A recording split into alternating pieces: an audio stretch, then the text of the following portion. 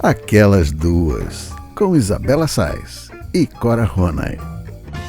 Alô, alô, queridos ouvintes, muito bom dia, boa tarde, boa noite. Estamos aqui reunidos todos nós, no escritório lindo, maravilhoso de Cora Ronay, minha querida amiga. Como você tá, Corinha? Muito bem, obrigada. Tá linda, maravilhosa. A Cora botou um vestido azul lindo pra fazer esse podcast hoje, pra gravar esse podcast hoje. Não, e a gente tem que explicar que estamos todos reunidos porque nós não estamos sozinhos. Claro que não, temos peixes, temos gatos. 1, 2, 3, 4 gatos só na vizinhança próxima. Exatamente. E há outros 4 lá para dentro. E é uma quantidade de peixes que a gente não sabe muito bem. Temos, quem são esses? O Truman. Aqui tem Truman e Capote, os cascudos. Aqui temos Kanji e Harvard, os caramujos. Gente, eles são muito E chiques. nós temos os guppies que não têm nomes. Ah, e essa corredorazinha que se chama Elvira. Olha só, gente, é demais. Não tem como a gente não se sentir muito bem aqui nesse escritório, como eu falei na nossa primeira edição, rodeado de livros, animais. Eu tenho uma sensação muito boa, acho que eu vou morar aqui na casa da Cora. Não sei se ela vai gostar disso, mas eu acho já que eu vou morar propus aqui. para Bela que vinha para cá. Tá certo, então estamos aqui reunidos, todos nós aqui, vocês aí. Você pode estar no ônibus, você pode estar no metrô, na sua casa. O importante é que você esteja aqui com a gente e a gente fala de atualidades. Aquelas Duas podcasts está aqui para conversar com você absolutamente sobre tudo, né, Cora? Comportamento, entretenimento, política, mundo animal. A gente fala de tudo, dicas de livro, dicas de filme. E o programa de hoje está quentíssimo. Quero saber se você está preparada para começar, Cora. Estou totalmente preparada para começar. Então tá bom. Então vamos falar sobre a gripe que tá aí. Sabe aquela coisa que a pessoa fala assim, nossa, eu tô com o nariz entupido, tô aqui me sentindo mal. Aí você pergunta, o que é essa gripe que tá por aí? A gripe tá sempre por aí. A gripe que tá por aí eu pego sempre, ela sempre me conta. Mas ela tá por aí mesmo. E olha só, a vacinação contra a gripe segue nos postos de saúde de todo o Brasil. No Rio de Janeiro e no Ceará, a campanha continua restrita ao grupo prioritário: gestantes, mulheres que deram à luz há menos de 45 dias, crianças menores de 6 anos, idosos, pessoas com doenças crônicas, trabalhadores da área de saúde, professores e povos indígenas. Mas no resto do país, qualquer um pode se vacinar. Segundo o Ministério da Saúde, o objetivo de abrir a vacinação para a população é evitar o desperdício das doses. A campanha de vacinação contra a gripe, direcionada ao público-alvo, durou 50 dias. Mas, segundo o balanço divulgado no dia 31 de maio, só 80% dessas pessoas tomaram a vacina. A meta era que esse número chegasse a 90%. No Rio de Janeiro, a cobertura foi a pior de todo o país. Apenas 66,3% do público-alvo foi vacinado. O doutor Edmilson Migovski, que é professor de doenças infecciosas da Universidade Federal do Rio de Janeiro, falou com a gente a respeito dessa baixa procura pela vacina. A gente vai ouvir agora. A primeira coisa é que as pessoas não dão importância para a doença, né? Não percebem a gravidade de determinadas doenças, entre elas a própria gripe. A pessoa que não vê como relevante a vacinação contra a gripe provavelmente está confundindo gripe, que é a infecção provocada pelo vírus influenza, com o resfriado, que é provocado por mais de uma centena de vírus diferentes, e o quadro clínico, embora possa ser parecido, como, por exemplo, coriza, espirro, febre. No caso da gripe, a febre é mais alta, a dor muscular é mais alta, dor de cabeça, a pessoa frequentemente fica acamada. É uma doença muito contagiosa e passível de prevenção segura e eficaz com a vacina. E tem outro detalhe, né? Existe um monte de balela acerca da vacina. A vacina causa autismo, a vacina causa problemas sérios, a vacina de gripe causa Guillain-Barré e um monte de outras complicações. Né? O fato é que quando você protege um percentual expressivo da população com a vacina de gripe, por exemplo, é claro que vai reduzir o número de internação por pneumonia, os casos de otite, de complicação de compensação cardíaca, de agravamento de crise de asma. A gente percebe nitidamente que o grupo vacinado vai adoecer e internar menos do que o grupo não vacinado. Bom, é isso, Cora. A gente está diante do seguinte cenário: muitas pessoas resistindo à vacinação, que é gratuita, deve ser tomada por recomendação médica. O que você acha que está acontecendo? Eu acho, na verdade, que as pessoas não levam gripe a sério. E até eu não levo gripe a sério, né? Porque Esse ano eu tomei a vacina porque a Bia tocou um tal terrorismo aqui em casa. Tipo, não, Vai você não tem tomar. ideia, essa gripe está matando gente, já matou X pessoas, eu não sei quanto, 11 pessoas A gente já tem os tinham dados, morrido. a Enfim. gente tem os dados aqui, Então, olha. diante disso, ela fez até uma armação. Ela me capturou a laço, porque ela me disse, olha, eu tô aqui em Ipanema, no 303, fazendo da sobrancelha, não sei o quê, não quer passar aqui. Vou. Aí disse, Aí te "Vou." pegou pelo braço, tomou uma Aí- espetada. Aí ela me diz assim, olha, aliás, por falar nisso, no primeiro andar tem uma clínica que vacina as pessoas e tal. Quando eu cheguei nessa clínica, aí eu digo, bom, tá certo, eu vou vacinar, afinal de contas. Quando eu chego nessa clínica, tem um garoto, coitado. Eu nunca vi uma pessoa tão apavorada com alguma coisa quanto aquela criança. As lágrimas escorriam pelo rosto. E ele gritava para o pai, não, pai, por favor, não, Eles odeiam pai. tomar vacina, tadinhos. E achei tão lindo aquele por favor, sabe, aquele desespero, né? E depois era tão pouca coisa a vacina que ele saiu com aquela cara de pateta, assim. Era tipo, isso? Era por causa disso. O meu filho também dá um escândalo, mas dessa vez até a gente foi tomar junto, ele não deu muito escândalo não, porque ele me viu tomar a vacina antes. Então acho que isso também faz diferença, né? Não, mas A mãe coitado desse espetou o pai, braço ele se propôs a tomar vacina também. e não adiantou nada. Não adiantou nada, É. mas... E eu acho que as pessoas não levam gripe a sério. Porque o problema é o seguinte, a gente sempre fica gripado. Então, toda hora tem alguém gripado perto da gente. Na verdade, é exatamente o que o doutor falou. É porque a Exatamente. gente não tá gripado, a gente A tá gente tá com resfriado, resfriado. né? A gripe, o buraco é mais embaixo. Eu acho que como todo mundo que vive num lugar muito poluído, a gente está muito sujeito a isso. Está toda hora com o nariz escorrendo. Sim, a gente tem rinite o tempo inteiro, rinite. mudança de tempo, como ocorre no Rio de Janeiro, que um dia E tá a 40 gente- graus, outro dia tá Exatamente. 16, né? E a gente começa a achar que isso não tem importância, porque 500 mil vezes a gente já teve isso, fica um dia de cama, pronto, acabou, no dia seguinte está ok. Uhum. E eu acho que um pouco o negócio da vacina da gripe é esse. Eu acho que falta explicar para as pessoas que gripe é uma coisa, resfriado é outra, que... Você acha que falta campanha? E eu acho que falta campanha, mas de explicar o que é mesmo gripe, quer dizer, de explicar a diferença. Olha, aquele troço que vocês têm quando vocês ficam um dia ou dois de cama não é gripe. Que se fosse outra palavra, em vez de gripe, se fosse, sei lá, furdunço, balbúrdia, qualquer coisa. É que gripe deixou de ser uma coisa grave na nossa existência. Mas é muito importante a gente alertar, até você falou, eu não sei exatamente quais são os dados, só em 2019 o estado do Rio de Janeiro registrou 20 mortes por H1N1.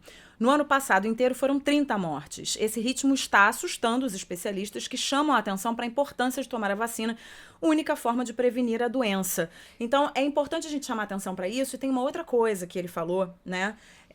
Que as pessoas estão resistindo porque acham que a vacina, ela causa outras doenças, né? Que causa autismo, que Mas causa isso eu não Guillain-Barré. acho que seja tanto o caso aqui no Rio, não.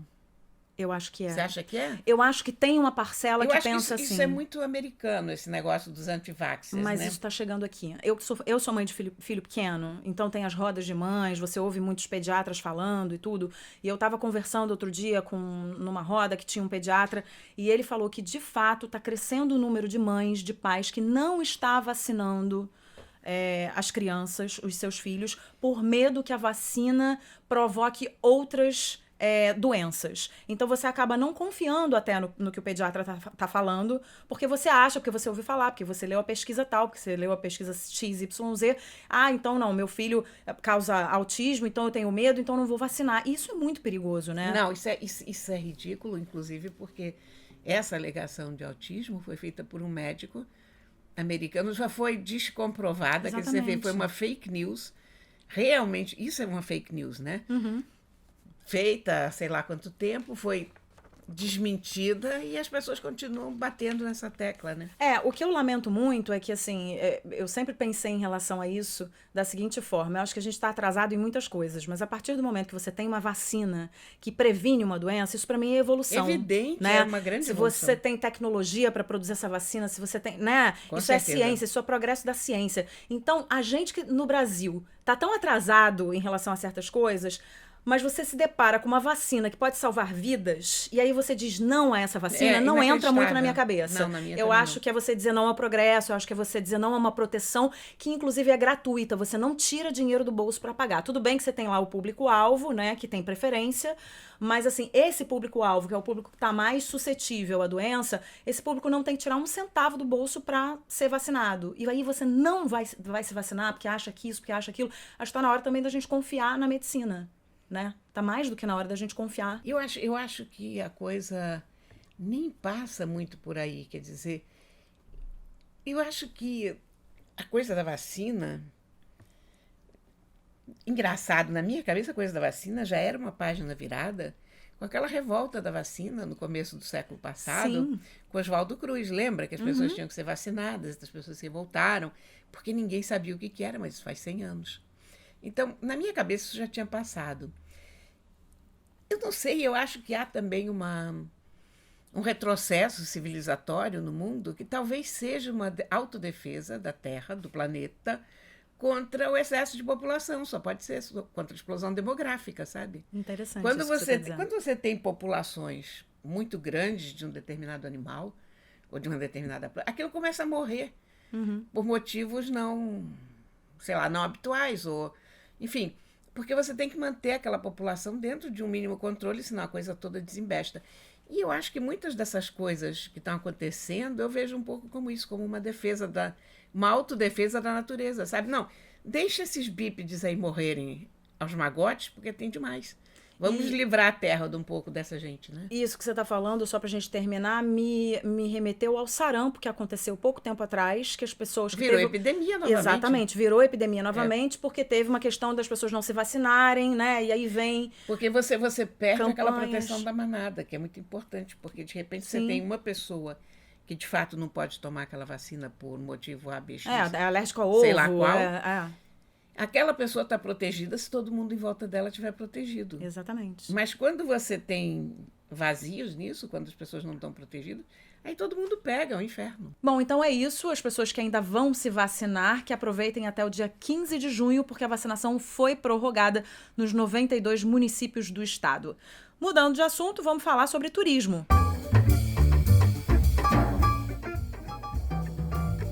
Muito bem, Corinha, tá na hora da gente mudar de assunto e falar de uma coisa que eu acho que você vai gostar ou não, acho que você vai talvez lamentar, mas é uma região ali que você tem uma certa intimidade, que é o Everest. Ah, pois é. Não é? Temos que falar sobre o Everest pelo seguinte, o Monte Everest, o mais alto do mundo, voltou aos holofotes na última semana, mas dessa vez como centro de uma polêmica.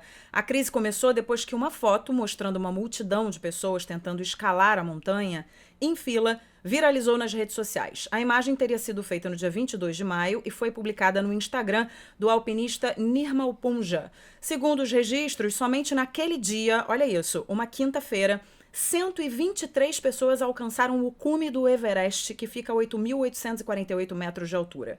O local é cada vez mais visitado, principalmente em algumas épocas do ano. O período entre o fim de abril e o mês de maio é considerado mais vantajoso para a escalada por conta das condições meteorológicas. Mas a superlotação gera filas e engarrafamento de até 12 horas em áreas de risco, entre elas a chamada Zona da Morte, que, para quem não sabe, é quando você está quase chegando ali a poucos Acima metros, de 8 né? mil metros. É, mas você está a poucos metros ali do cume, tem uma zona que se chama Zona da Morte, que é uma zona que você não pode permanecer durante muito tempo, porque o seu corpo não aguenta. Então, segundo as autoridades nepalesas, desde o início dessa temporada, cerca de 550 alpinistas alcançaram o topo do Everest e 11 pessoas morreram ou desapareceram escalando a montanha. Cora, me parece que o turismo na área está sendo cada vez mais explorado, a gente sabe disso, e talvez as autoridades estejam perdendo o controle ali de quantas pessoas sobem, de que tipo de preparo essas pessoas têm para subir, o que é muito grave porque cada vez mais as pessoas estão morrendo, né? O número é muito grande de pessoas desaparecidas e mortas. O que você acha que está acontecendo com o Everest? Banalizou-se o Everest? Não, vamos voltar ao que eu falei antes, explosão demográfica. Quando você tem uma explosão demográfica, como a gente inevitavelmente tem hoje no mundo, você tem um aumento de tudo. E aí você tem um aumento de turismo. Primeiro você tem um aumento também, como o mundo hoje já deu jeito em várias coisas, com vacinas a gente consegue viver mais, apesar de tudo, e apesar de toda a miséria no mundo, há muito mais gente de classe média do que jamais houve, gente com algum dinheiro. Os meios de transporte estão mais fáceis, né? Você pode comprar uma passagem de avião, sei lá quantas prestações, ou mesmo que não sejam prestações por um valor razoavelmente barato. Então, por que não ir ao Everest? O Everest está lá. Eu gosto de gelo, né? Eu quero subir uma montanha. Quero subir uma montanha e gosto de gelo, gosto de frio. Olha, não e é bem assim. junta toda essa história de excesso de gente, de excesso de turismo e tal, com excesso de incultura. Porque é preciso você ser muito ignorante para imaginar que você, com meia hora de academia todo dia, você vai conseguir subir o Everest. Então, me parece que também o que está acontecendo é gente muito despreparada indo para lá. E uma quantidade de gente despreparada muito grande, porque tem, inclusive, saiu uma matéria no Globo bem completa sobre isso, falando das empresas que promovem, né, excursões para lá com alpinistas mesmo, com pessoas preparadas, mas são muitas empresas que estão ali numa concorrência danada. Carregam as pessoas morro acima. Exatamente, carregam as pessoas morro acima, e o que está acontecendo é isso, as pessoas ficam paradas numa fila, né, porque tem muita gente, numa zona em que você não tem oxigênio, em que acontece um revertério no seu corpo e você não pode permanecer muito tempo. As pessoas ficam 12 horas ali. Não dá, as pessoas vão morrer. Eu acho muito complicada essa história de alpinismo, porque o problema, enquanto você se põe em risco, acho que o problema é teu. Você faz absolutamente o que você quiser com a tua vida. Se você quiser se atirar do 11º andar para ver se vai se esborrachar lá embaixo, você tem todo o direito. Mas aonde a coisa fica complicada é quando você põe outras vidas em risco. Claro. Então, o Everest, inclusive, tem uma coisa que volta e meia tem alguém que sobe, que é a primeira pessoa com deficiência visual a chegar no topo do Everest, o primeiro cadeirante a chegar no topo do Everest. Eu acho isso totalmente equivocado. Porque eu acho que aí não é uma pessoa que está indo sozinha, é uma pessoa que está indo com guias, que está indo com sherpas. Então, cada vez que você tem uma maluquice dessas, vamos chegar a primeira pessoa com mais de 100 anos a subir o Everest. Gente, cada vez que uma pessoa faz isso, ela está pondo, sei lá, X outras em risco. Ela está pondo em risco todo aquele coletivo. Não precisa isso. Para que isso? Agora, eu também acho uma maluquice, uma ideia de superação. O Everest, não, gente... Não é uma necessidade básica da vida humana subir o Everest. Não, pelo amor de entender Deus. que você está ali de frente para uma natureza avassaladora, né? Que o ser humano não foi feito para subir aquela droga. Exatamente. Pronto. E se quer subir, ok, respeitamos a pessoa que quer subir, mas prepare-se para subir e não vamos banalizar e falar que qualquer um pode subir o Everest. Não é assim, né? E isso eu acho que leva a gente também para aquela questão. A gente até já tinha discutido isso quando a gente estava falando aqui sobre a nossa reunião quando a gente estava falando sobre os assuntos na nossa reunião de pauta, que é sobre esse turismo em massa, né? Esse turismo predatório, terrível, né? né? Que você vai numa praia da Tailândia que é vendida como o grande paraíso, que você vai ouvir os passarinhos cantando, e você tem 85 barcos enfileirados com 98 mil guias de turismo, cada um com uma bandeira diferente. Aí você fala, gente, mas cadê o paraíso que me venderam? Né? Então, os lugares são vendidos como, né, um lugar de tranquilidade, um lugar onde você vai relaxar e tal. E, na verdade, isso não acontece. Você não viu esse navio em Veneza? Esse navio de cruzeiro que... Não viu, não? Não vi, fala. É uma cena horrível, é um navio de cruzeiro desses enormes, da MSC. Um navio de sei lá quantos andares. Ele perde o controle, ele abalroou, palavra ruim, abalroou um vaporeto que estava chegando no cais e entrou no cais. Não matou ninguém, assim, por sorte. Pouco, né? Mas Veneza já implica, e com justa causa, com esses navios de cruzeiro. E esse caso, eu espero que mude alguma coisa, porque eu acho absolutamente revoltante. Você chega em Veneza, aqueles navios maiores do que a própria cidade ali. Na verdade, do lado, tem que ter um certo controle, né? Um certo controle de número de pessoas que entram. Ainda mais Veneza, que é uma cidadezinha tão, né, pequenininha, pitoresca, tem 50 mil habitantes, recebe 20 milhões por ano. Como pode? Como pode? Não pode dar certo. Em algum momento não vai dar certo, né? Eu, de vez em quando, quando eu vou para lugares assim muito, muito vazios, eu fiz uma viagem pro Atacama, que eu fui pra Patagônia chilena e depois fui pro Atacama. E quando eu cheguei nesses lugares assim bem vazios, que não tinha quase ninguém, né? Que você ouve aquele barulho só do vento, aquela coisa maravilhosa. Eu sempre penso assim, falo, gente, olha só, cabe tanta gente aqui. O que estão fazendo todas aquelas pessoas na Torre Eiffel, gente? Pois Divide, pelo amor de Deus. Vem um pouquinho pra cá, que aí fica todo mundo bem, né? É isso mesmo. É muito louco, porque as pessoas se concentram num determinado lugar e aí você tem ali aquele vazio, aquela coisa maravilhosa e diferentes tipos de turismo também, né? Que é o turismo de natureza. Por outro lado, sabe, essa questão é tão complicada, porque se você pensar bem, o turismo é um direito, tudo é direito das pessoas, né? Mas não, o turismo é democrático, quer dizer, você tem uma cidade como Veneza, é justo Claro. que todos os... Quantos bilhões nós somos da Terra? De Nós habitantes? somos 10 bilhões, Todos né? os 10 bilhões de habitantes da Terra queiram ver a cidade de Veneza. Ok, é uma herança da humanidade Sim. e tal. Mas como faz? Né? Eu não sei. Eu não tenho resposta a isso. Quer dizer, por um lado eu vejo que a terra é de todos nós, por outro lado eu entendo o quanto é predatório o turismo, eu entendo perfeitamente quem mora em Barcelona, quem mora em Veneza, quem mora em Paris e não aguenta mais ver turista, porque você imagina, você sai de noite, quer ir a um restaurante, não tem um restaurante para você ir porque está tudo cheio de turista. Você quer almoçar, você não tem onde almoçar, você... Ao mesmo tempo que isso é muito benéfico complicado, para né? a cidade, né? Porque a cidade, que bom que a cidade tem uma indústria de turismo que funciona, né? Então isso é muito benéfico, porque você Nem faz sempre, hein? a economia circular. Não, nem sempre. No caso de Veneza, é totalmente contraproducente. Não, eu tô falando, é bom que você tenha isso, mas precisa ter um equilíbrio. O que eu ia concluir, na verdade, que bom que você pode viver do turismo, mas há que se fazer Sim, né? tem que ter uma medida. Né? Uma medida, exatamente, porque senão ninguém aguenta, que é isso que a gente tá falando, né? Bom, e do turismo agora a gente vai para as redes sociais, que é um assunto que não pode faltar por aqui.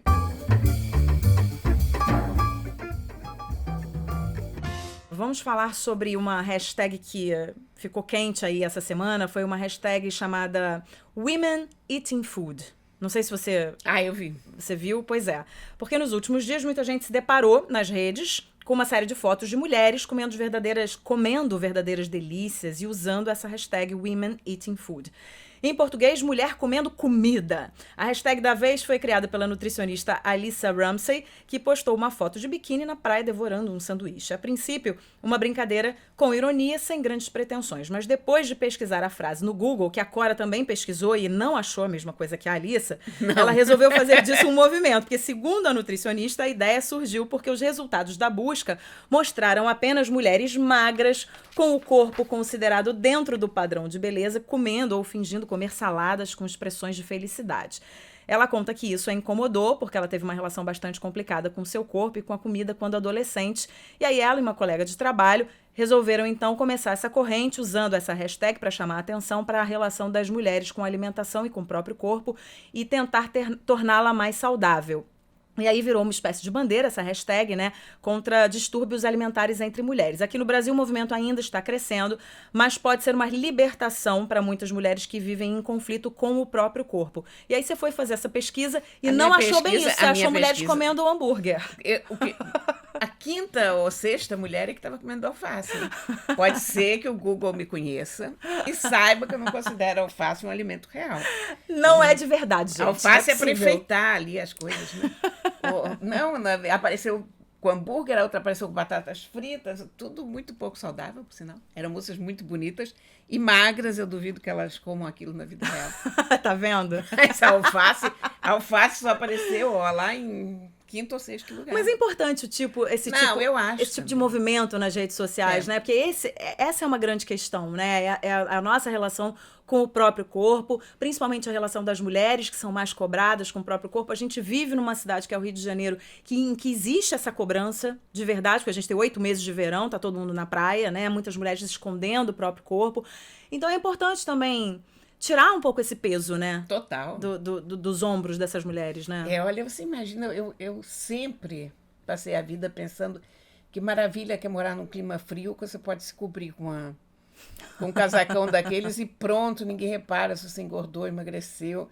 Mas não é por aí, né? Não é por aí. Mas tá vendo? Você tem essa preocupação. Tenho, claro. Pois é. Hoje menos, evidentemente, né? Mas todos temos, né? Mas eu passei a vida inteira sobre essa preocupação, como todo mundo passa. Sim, e eu acho também... Até uma coisa ainda era eu, que sempre fui um pouquinho mais gorda. Eu não era gorda, mas era um pouquinho mais gorda. Mas eu tinha amigas magras, realmente magras, por qualquer parâmetro, que se achavam gordas. e viviam de regime, se atormentando. A gente tem realmente uma relação muito doentia com o corpo da gente aqui no Rio. Não, muito doentia. E uma coisa que me fascina é essa noção do conceito de beleza, né? O que é bonito pra mim, o que é bonito pra você, o que é bonito pra uma sociedade que não é bonito pra outra, né? E aqui a gente tem muito essa coisa do culto ao corpo. Agora, uma coisa interessante é que, não sei se você viu, mas em alguns países já existe a consciência de que isso precisa mudar, essa relação precisa mudar, né? E não tá só na nossa mão. Então, na França, tem uma lei que exige desde 2017 que o público seja avisado quando uma foto foi alterada. Tá Ou certo. seja, quando você fez Photoshop naquela modelo Sim. que você fala, nossa, que modelo incrível, e ela não é tão incrível assim, né? Incrível entre aspas, né? Você tá achando que ela é aquela coisa, né? Que tem aquele borogodó e não tem. Então, eles exigem que seja avisada quando foi alterada.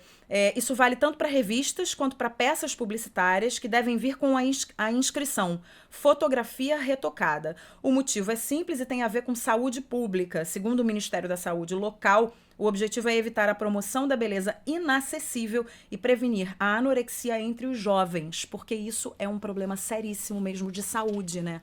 Porque as meninas ficam desesperadas, que tem que ficar magras, que querem ser igual a fulana e a ciclana, e às vezes essas fotos nem estão dizendo o que não estão ali condizentes com a realidade, né? Você apoia essa medida? Totalmente. Totalmente. Eu acho que essa luta por um padrão, pela ideia de que todo mundo tem que ser tamanho 30, 00, isso é uma coisa inteiramente doente, né? E muito estimulada pela indústria da moda. Porque você tem lojas que não tem tamanho para todo mundo. Que você pega o tamanho grande da loja, ele não vai caber numa pessoa que veste um 42. Sim. Então você pega uma adolescente que está em fase de crescimento, que é profundamente influenciável por esse tipo de coisa, entra numa loja e o GG não cabe nela, essa pessoa pode estar com o corpo mais normal do mundo, ela vai ficar deprimida, Claro. ela vai se achar uma pessoa gorda, vai afetar a autoestima dela. Exatamente. É muito complicado isso. Eu sou totalmente a favor dessa medida também, que é Sou, exatamente sim. para você saber que aquilo ali não é tão real assim, porque a gente sabe, né, mas você vai pegar a cabeça de uma adolescente, né, que tá começando ali a entender a sua relação com o corpo, começando a se relacionar mais profundamente com o próprio corpo, e essa adolescente, de repente, não vai, né, ter essa visão tão clara de que, não, isso aqui tem um truquezinho. Mas mesmo a gente fica afetada, Não, né? com certeza. Mesmo a gente. Então você Isso afeta imagina todo mundo. a cabeça de uma pessoa mais nova. Eu acho que está mais do que em tempo de se começar a pensar nisso. E mais do que essa coisa do Photoshop, está na hora das pessoas começarem a aceitar tipos de corpos diferentes. Claro, aceitar a diferença, né, Cora? Porque, veja, todo desfile são mulheres longilíneas, de braços e pernas muito compridos, magras e tal. Mesmo quando elas não são magras, elas são muito altas, elas são muito compridas. Qualquer pessoa um pouco mais atarracada, um pouco normolínea, né, essa coisa, essa pessoa já vai ficar arrasada, porque ela nem que ela emagreça tudo, nem as portas da morte aquela pessoa vai parecer. Mas eu acho que já tem algumas marcas tomando consciência disso e fazendo desfiles com pessoas um pouco mais reais, né? E fazendo seus catálogos, algumas lojas, por exemplo, eu me lembro que no ano passado, se não me engano, foi a Líder que fez um catálogo super legal. A Líder fez um negócio bárbaro. Com gente como a gente, né? Eu fui ver um desfile deles esse ano, o lançamento da A moda campanha deles é muito de, legal. do que era, de verão ou primavera, não me lembro, mas agora, recentemente, alguns meses, eles me chamaram para ver, porque como eu comentei Sim. o catálogo deles, me chamaram para ver o lançamento da nova coleção.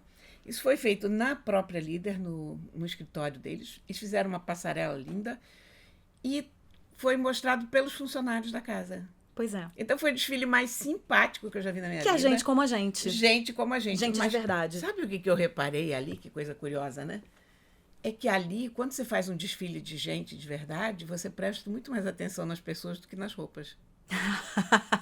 Porque quando entra Você aquela... fala, meu Deus, é porque é muito diferente dos desfiles, né? Porque quando Que a entram gente as tá manequins, acostumado. até aquela maquiagem que elas usam, às vezes esquisitíssima e tal, aquilo é feito para totalmente tirar a tua cabeça de quem está usando a roupa. Sim. Então você presta muita atenção na roupa. Nesse desfile da Líder, eu só prestava atenção nas pessoas. Digo, que pessoa simpática. Olha, aquela é a tia do café, não sei o quê. Mas olha, isso é uma coisa que Mas jamais... foi sensacional. Foi Pois muito é, bom. isso é uma coisa que jamais sai da sua cabeça. Isso é uma coisa que faz você lembrar da marca, né? A campanha, por exemplo, da Dove com as mulheres com as curvas, completamente. você não esquece nunca uma mais campanha aquilo. perpétua, Não é? verdade. É para sempre na sua cabeça. Então eu acho que as marcas sim. já estão começando a perceber que não é muito por aí o caminho, que a gente de fato tem que respeitar a diferença. Por falar em respeitar a diferença, que é uma coisa que o nosso governo não sabe fazer muito bem. Não, eles têm uma dificuldade com isso. Tem uma certa dificuldade com isso. A gente vai falar agora de política. A gente vai falar sobre o número crescente das manifestações no Brasil, né? Estão crescendo bastante. Parece que o Brasil decidiu mesmo tomar as ruas e se fazer ouvir por seus políticos. Se isso vai dar resultado prático, a gente não sabe, mas a verdade é que o número de manifestações pelo Brasil parece estar crescendo de fato. Só em maio foram 3 grandes manifestações. 2 tiveram como principal bandeira a educação, nos dias 15 e 30 de maio. A outra, no dia 26, pedia a aprovação da reforma da Previdência e do pacote anticrime do ministro da Segurança, Sérgio Moro. Cora, eu vejo as manifestações pacíficas, né, com bons olhos. Eu acho que é sinal de que o povo está acordado, lutando pelos seus direitos, exercendo a democracia. Eu quero saber se você acha que a gente está recuperando o hábito de ocupar as ruas para protestar, porque eu acho que a gente passou um tempo em silêncio, né? Passamos muito tempo em silêncio. Muito tempo. Era muito moda você protestar na época da ditadura, claro, né? Você tinha que protestar. Depois entraram alguns governos que não chegavam a agradar exatamente a população, Sarney, continuava se protestando. Agora, quando entra o Lula, quando entra a Dilma, mesmo na época do Fernando Henrique, eu acho que começaram a haver menos manifestações. Porque quem é que vai fazer manifestação contra um governo de esquerda? Teria que ser a suposta direita, mas no Brasil ninguém era de direita.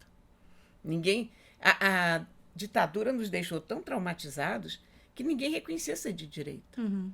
Então, acho que pela primeira vez, nesse tempo todo, tem um pessoal indo para a rua que diz, olha, eu não sou de esquerda. Tem um pessoal que diz, eu sou de direita, com tranquilidade. Eu acho que isso é fundamental para uma democracia em frente, porque não existe a democracia do pensamento único, né?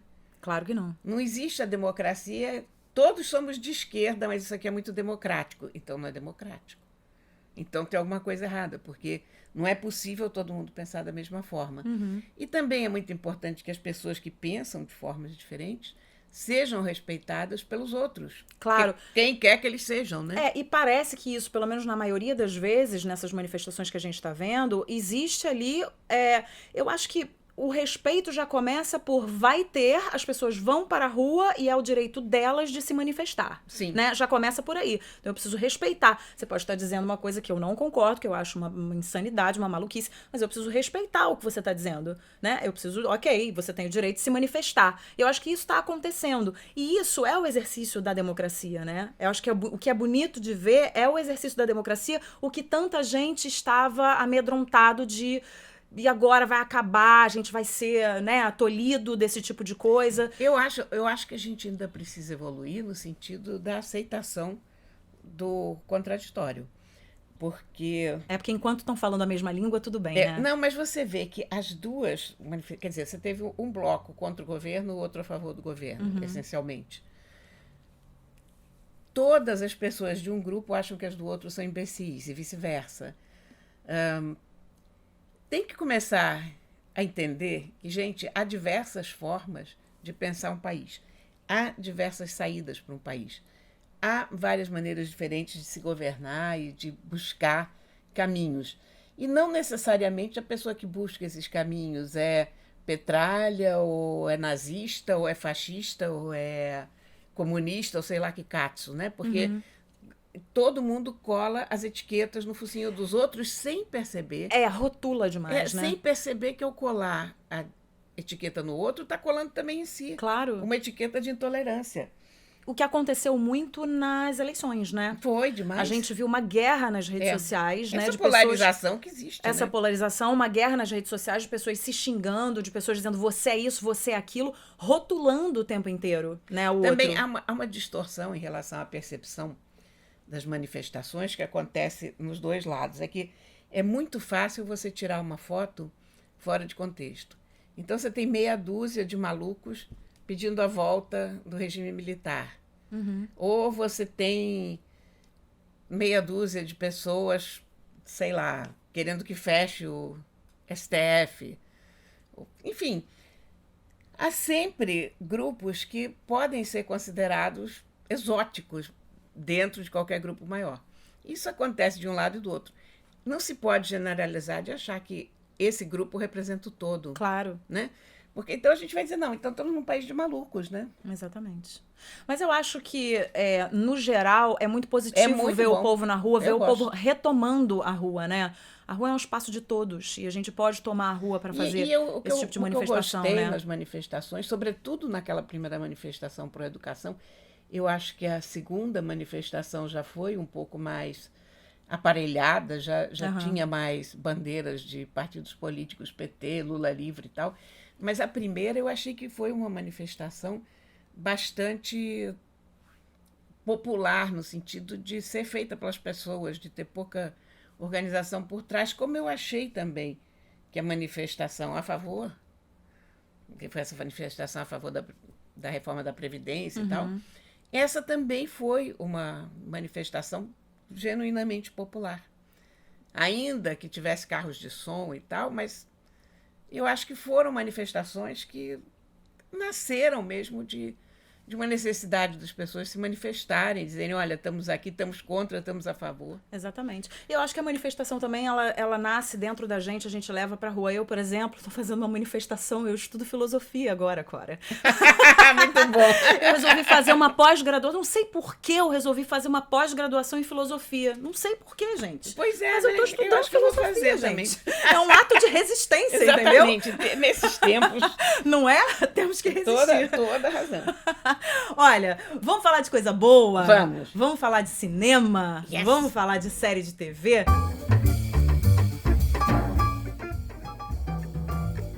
Eu fui assistir Rocketman, que é a grande estreia da semana, que conta a história de vida do Elton John, que é um filmaço, é um musical delicioso. Você sabe que até as pessoas que não gostam de musical estão gostando desse filme. Bom, mas as músicas do Elton John são absolutamente fora do comum.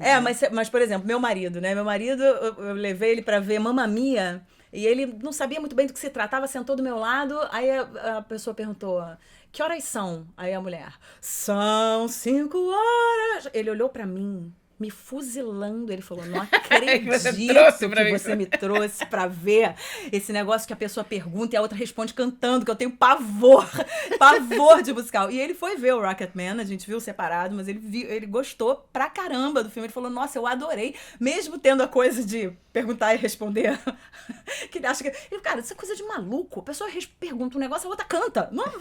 Não é muito normal, não né? faz sentido na minha cabeça. E eu adoro musical. Então, fiquei super feliz de ver e acho, principalmente, que é muito bom a gente ver a história de um artista do calibre do Elton John que conseguiu sair de uma situação muito crítica de álcool, drogas e etc., de 1000 compulsões, e deu a volta por cima. Eu adoro ele. Né? Adoro. Eu adoro ele também e acho, porque não é tão comum a gente ver história de astros da música que conseguem dar a volta por cima. Você vê biografias por aí que o cara morreu super jovem, você vê aí, Kurt 27 Cobain. anos, todo mundo morre sempre aos aos 27 anos. Amy Winehouse, Kurt Cobain, enfim. Você vê, né, uma bom que a gente já gama passou dos 27. Ainda bem, gente. Eu já passei livre, faz já- tempo já- dos 27. Mas assim, é muito bom também você ver essa história de superação, porque não deixa de ser, é uma história de superação dele. Eu tenho uma certa implicância hoje em dia com histórias de superação, porque isso virou meio que clichê, né? É uma história de superação. A gente supera todos os dias, gente. Vamos lá. Acordar de manhã é uma superação. Sim. Sair da cama num dia frio é uma superação. Uma superação. Quando tá chovendo lá de fora, quando você acorda cedo, você Pra tem que ir Cora, pra São Paulo. acordar às 6 da manhã é superação. Não, porque ela nem Não, foi 6 dormir. da manhã eu não ela nem durmo, foi 6 da dormir manhã eu ainda. Mas emendo. acordar às 10 da manhã é superação. E olha, conseguir me vestir, andar e falar e fazer algum sentido no que eu tô falando é super superação. Então, Não, eu sei. é subir o Everest, viu? Exatamente, chegamos ao pico Eu vou, do Everest. tem 800 pessoas, sou eu lá no meio. Não, eu entendo o que você tá falando. Essa coisa de história de superação, de fato, já virou As pessoas clichê. estão forçando um pouco a barra, né? Tudo é uma história de superação. Não Mas eu precisa acho que superar aqui tudo. é uma história deles de superação. Não, eu tô brincando com a expressão, né? Super no bom sentido, exatamente, mas é super no bom sentido, no excelente sentido da palavra, porque de fato é um cara que foi no fundo do poço e que conseguiu se levantar, tem uma Você família sabe que linda. é engraçado, eu nem conheço muito a história do Elton John, até quero ver o filme por causa disso. Eu adoro ele, adoro o que ele canta, mas assim, não saberia te dizer a história dele qual é. O Elton John começou, ele desde pequenininho, ele tocava piano, ele era autodidata, ele começou a tocar piano, ele tirava coisas de ouvido, ele ouvia e tocava imediatamente. Teve uma infância muito conturbada, com um pai complicadíssimo, uma história de vida ali com os pais complicada. Uma avó que deu muita força pra ele na música, era que dava mais força dentro da família pra ele na música. E aí ele foi crescendo, estudou música, foi se aperfeiçoando. E aí tem aquelas histórias, né? Mostra o trabalho aqui, ele tem um parceiro, que é o Bernie Taupin, que é o parceiro de vida inteira dele, letrista, porque muita gente não sabe, mas o Elton John não escrevia as letras das músicas dele, ele só fazia as melodias. Sabia. Não, ele só fazia as melodias. Já ele não é letrista, ele tem um parceiro fiel, um fiel escudeiro ali, desde sempre, que escreve as letras dele. E aí conta toda a história dele, mas só que ele começa a se afundar, né, em drogas, ele tem problemas emocionais, em drogas, em bebida, ele tem uma questão de compulsão por compras, enfim, tem uma história muito complicada ali e que ele consegue reverter essa história. Hoje tá bem, tá sóbrio há muito tempo, se não me engano, tá há 28 anos, né, recuperado. Então, assim, é uma história bonita de ver, é um filme emocionante, é um filme de relação familiar também, não fica só em cima da história do músico, entendeu? Mostra um pouco a família, mostra um pouco aquele contexto, né, em que o músico vive. Então eu fiquei muito, muito bem impressionada e fiquei muito feliz de ver um ator chamado Taron Egerton, que é o que faz o Elton John, que é excelente, ele tá muito bem no papel. E fiquei mais feliz ainda porque quem faz o parceiro dele é o Jamie Bell, que eu não sei se você se lembra de Billy Elliot, do Menino Bailarino. É o Billy Elliot. É o Billy Elliot. Que irreconhecível, maravilhoso, legal. Super bem no papel, um papel emotivo, um papel de...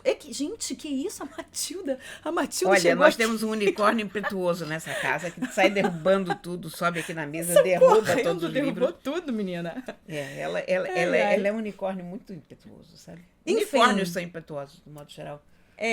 Eu indico pra todo mundo, quero que você veja, achei linda a história, achei lindo o filme, gostei muito, fiquei muito feliz. É ótimo, né? Porque a gente, maravilhoso. quando a gente vê criança fazendo um papel, depois a gente acha, coitada, e agora o que será dessa criança, né? E ele tá num coadjuvante ali perfeito, perfeito.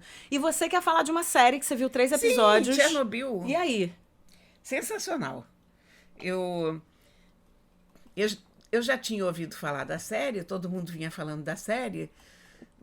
É a série mais bem cotada do Internet Movie Database, né? Ela é a que maior número de notas 10 tem, não sei o quê. Então eu digo, não, tem que ver isso. E olha, é sensacional. A série está muito, muito bem feita. Me choca um pouco, é engraçado, o fato de que coisas que aconteceram no meu período de vida já são episódios históricos, sabe? Porque eu me lembro quando o Chernobyl aconteceu. Me lembro perfeitamente, me lembro das primeiras notícias, foi em 86. Então, eu me lembro das primeiras notícias que vinham da Suécia ou da Noruega, de uma nuvem radioativa que tinha chegado lá. Dos comentários que aquilo vinha da União Soviética e tal. Uhum. Então, toda essa parte que eles contam está muito clara ainda na minha cabeça como uma coisa que aconteceu ontem. Em 86, eu já tinha 33 anos. Eu não era uma criança, né? Você vê que coisa louca, né? Era uma jovem, uma mas, jovem. Olha, mas é tão interessante, está tão bem feita a reconstituição. Eu tive na Hungria, em 77, bem no auge do comunismo e das repúblicas soviéticas e da dominação soviética. E as roupas eram tão assim, sabe? Os ambientes, aquilo é muito Europa Central, muito comunismo, né? Lembra o Adeus Lenin, sabe? O mesmo tipo de interior. A mesma coisa que se usa na Coreia do Norte até hoje. Sei exatamente. Imagino exatamente a estética que você está... Então, a estética é interessantíssima, é muito bem feito, mas a série está super bem feita. Não só nessa reconstituição histórica, mas ela tem apesar da gente saber a história, apesar da gente conhecer muito bem, saber como acaba e tal, ela consegue ter um suspense, e te consegue deixar aterrorizada, retrospectivamente. Como não, né? Não, inclusive eu assistia a ela e pensava, gente, olha, que sorte que a gente está vivo, porque o que já teve de coisas para a gente morrer no mundo ao longo do tempo da vida de qualquer um de nós. Sim. Mas sei lá, você imagina, a gente tem uma usina nuclear aqui em Angra. Uma usina nuclear no Brasil, dirigida por brasileiros. Não é por suíços ou por alemães, quer dizer. Então você pensa, né? Cai a ciclovia foi construída no outro dia. Como é que está construída essa usina, né? Mas, enfim, tanta coisa pode dar errado na vida do ser humano, você pode estar lá quieta no canto e, bum, explode uma usina nuclear. Cai o prédio, whatever. Você falou da ciclovia, né? Qual seria a piada que o prefeito faria, né? Sobre alguma coisa relacionada à usina nuclear? Porque ele fez uma piada Foi recentemente estouro, né? sobre a ciclovia, que ia chamar a ciclovia de Vasco, que cai não, muito. ele diria que a usina nuclear é um estouro. Exatamente. Né? É. Mas olha, Que coisa. Eu me lembro de vários outros filmes e episódios nucleares também, Three Mile Island. Eu lembro que depois de Chernobyl ficou todo mundo completamente assustado com a questão nuclear. As referências que se tinha anteriormente eram das bombas em Hiroshima e Nagasaki. E sempre se dizia que uma usina nuclear pode dar um transtorno enorme e tal. E aí aconteceu Chernobyl, e com toda aquela cortina de segredo da União Soviética, porque não havia nenhuma informação real saindo de lá, o mundo todo desconfiava de cada palavra que eles diziam, porque sempre toda a política soviética foi de ocultar tudo, esconder fomes e massacres. Você nunca soube nada do que acontecia na União Soviética. Então a gente tinha um medo que aquilo fosse maior do que de fato era e tal. Depois aconteceram outros desastres, até o Japão recentemente, mas essa série está maravilhosa. A série realmente... É Netflix, Cora? Não, é no HBO Now. Ah, no HBO.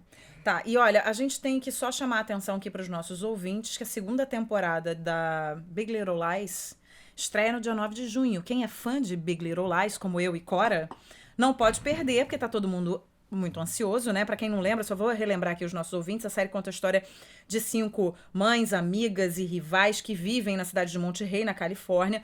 É um drama que tem mistério, tem pitadas de humor e só tem gente grande na série, né? A gente tem Reese Witherspoon, Nicole Kidman, que é arrasadora no papel, Shailene Woodley, que é maravilhosa também, Laura Dern, que eu amo, e a Zoe Kravitz. E tem várias outras pessoas no elenco, mas esse é o elenco principal. E nessa nova fase, elas receberão a visita de ninguém mais, ninguém menos que Meryl Streep. Mas você sabe de uma coisa? Eu não sei como é que eles vão fazer uma segunda temporada, porque aquilo Foi ali... tão bem fechado, né? Me parecia tão redondinho, inclusive em cima do livro, né?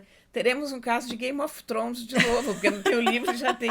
É verdade. A Meryl Streep, ela entra como a sogra da personagem da Nicole Kidman. Ninguém sabe muito bem o que ela vai aprontar, mas foi tão boa a minha experiência com a primeira temporada que eu quero ver a segunda. A primeira temporada foi maravilhosa. Nossa, é maravilhosa. Foi muito, muito boa. Maravilhosa. E eu acho que só ali eu me dei conta como é que Nicole Kidman é uma grande atriz, sabe? É excelente atriz. Gente, ela é ótima, ótima. Eu não sei se é porque ela nunca tinha pegado um papel que desafiasse tanto, ou se eu não tinha prestado atenção, provavelmente isso. Às vezes a gente só olha e não presta atenção. Né? Exatamente. Bom, pra gente finalizar, antes da sua dica de livro, tem umas notinhas aqui. A gente quer convidar todo mundo para no dia 8 de junho, que é o Dia Mundial dos Oceanos, fazer um super abraço, um abraçaço, como diz o nosso Caetano Veloso, para comemorar essa data, né? Dia Mundial dos Oceanos. Então, a Root Brasil está organizando esse mutirão de limpeza da praia. A iniciativa tem como objetivo reunir 18 mil pessoas para repercutir internacionalmente, dar voz a essa causa e ainda realizar o maior abraço com pessoas de mãos dadas na beira da praia. Então é para chamar os amigos, a família, etc e tal. Estão todos convidados. Os mergulhadores também limpam embaixo da água, sabia? Olha, não sabia. O pessoal todo que mergulha se reúne, leva sacolas para baixo e sai catando coisa. Olha, que legal. Então é isso, sábado, 8 de junho, às 9 da manhã, nas praias da Barra da Tijuca, Reserva e Recreio. E aí tem uma notícia boa aqui, Cora, olha que legal. Lá em Goiânia, o empresário Guilherme Maranhão, dono de uma copiadora, decidiu ajudar quem está à procura de emprego. Ele disponibilizou gratuitamente uma impressão e uma cópia do currículo. Pelo menos 300 pessoas já se beneficiaram da iniciativa. Legal, né? Muito legal isso, né? Muito Porque bacana. no momento de desemprego que as pessoas não têm dinheiro para tirar do bolso, ele tá ali. Muito simpático, né? Da parte dele. E é isso. E para terminar, dando aqui uma notícia do Japão. Cora conhece o Japão? Cara, eu fui ao Japão, mas não conta. Porque, Por quê? sério, porque eu fui a um lançamento no Japão de tecnologia há muitos e muitos anos, anos 90 ainda. Então era uma coisa que a gente saía daqui do Rio no domingo, sei lá, segunda, chegava lá terça, aí passava quarta o dia inteiro dentro do laboratório, quinta de manhã tinha mais entrevistas, quinta de tarde fazia um pequeno tour pela cidade, mas todo mundo morto por causa do jet lag, conforme você pode imaginar, e na sexta vinha embora. Quer dizer, Ou seja, conhecer a cidade, eu estive. conhecer Tóquio. Eu estive no Japão, mas eu não conheço não conhece. nada do Japão. Eu pretendo muito voltar em algum momento, talvez esse ano, ano que vem. Então tá bom, nossa última nota é a seguinte, a mulherada lá no Japão tá se mobilizando contra a rígida convenção de usar sapato de salto alto Com no trabalho. toda a razão. Com toda a razão, porque se me obrigam a usar sapato Gente, de salto alto, insuportável, eu né? estou no momento de tênis, Cora está descalça. Descalça, Imagina como se eu entro aqui e o Cora fala assim, cadê o sapato de salto alto que você não trouxe pra fazer nosso podcast? E você sabe que eu, uma época da minha vida, eu tinha que usar. Porque eu morava em Brasília, cobria E ministérios. tinha que estar de salto. E não era nem que você tinha que estar de salto porque alguém decidia que você tinha que estar de salto, ou porque não sei o quê. Não, porque se você fosse sem salto, a secretária não implicava com a tua cara e não deixava você falar com o ministro. Eu acho que o ministro estava pouco se ligando se você estava de Isso não é uma salto ou coisa não. de rivalidade entre mulheres. Mas você tinha que estar vestida a sério, sabe? Tipo, saia, sei lá, um terninho, uma coisa assim, e salto. E eu no outro dia encontrei um desses meus sapatos de salto, olhei para aquilo horrorizada, como se fosse uma jararaca, porque... Tipo, tem Vai- um alien no meu armário, porque né? você imagina, eu larguei salto para lá completamente. Quando eu comecei a escrever sobre tecnologia, tecnologia tem as pessoas mais mal vestidas do mundo. Que é exatamente a praia com a qual eu me identifico Não, totalmente. você tá linda com esse vestido azul, nem vem. Não, mas eu sou o ser mais esculhambado da face da Terra. Ah.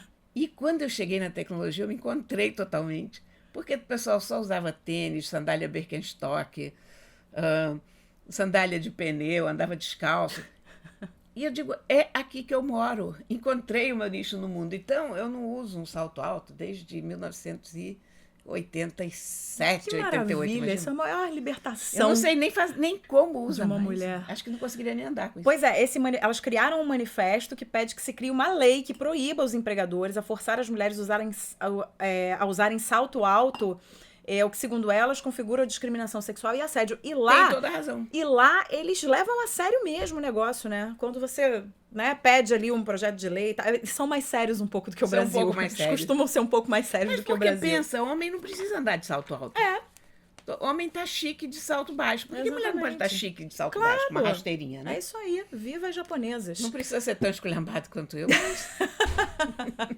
Corinha, vamos lá, para terminar sua dica de livro de hoje. Olha, a dica de livro de hoje vai junto com a dica da série. Tem uma porta batendo, deixa eu ver a aqui. porta do meu quarto Peraí. batendo, veja lá. Deixa eu fechar.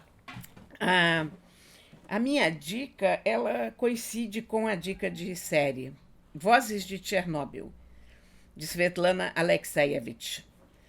É a história oral do desastre nuclear. Eu, aliás, não sei se a gente pronuncia Chernobyl ou Chernobyl, porque é que quando eu peguei o livro para ler, eu vi esse acento. Tem um acento. E na série eles sempre falam Chernobyl, mas isso é a pronúncia em inglês. Eu vou perguntar para uma amiga que fala russo como é que a gente tem que falar Chernobyl, até segunda ordem. O livro é muito, muito bom. Esse livro serviu de base para a série.